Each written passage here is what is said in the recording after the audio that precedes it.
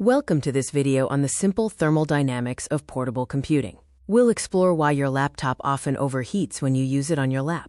Modern laptops use a complex cooling ecosystem to manage heat. Key components include the CPU, GPU heat sources, intake and exhaust vents, heat pipes, and the heatsink and fan for dissipation.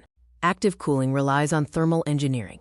Heat pipes wick heat away from the hot components using phase-change liquids, while high RPM fans exhaust the hot air through localized vents. Heat flows in three main modes: conduction, which is direct physical transfer; convection, the movement of air carrying thermal energy; and radiation, infrared energy emitted from the surfaces.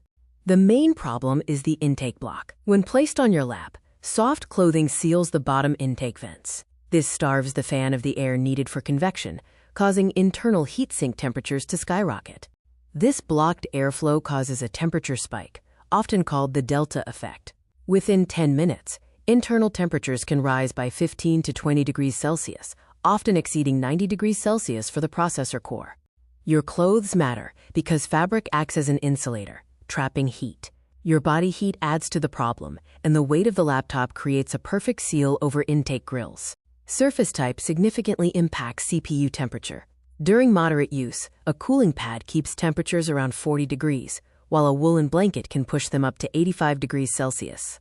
When temperatures get too high, the laptop experiences thermal throttling lag. Performance drops sharply once the thermal threshold, typically around 95 degrees Celsius, is crossed to protect the hardware. High heat risks component longevity. It causes permanent battery capacity loss, reduces CPU-GPU reliability, and can lead to the premature failure of capacitors.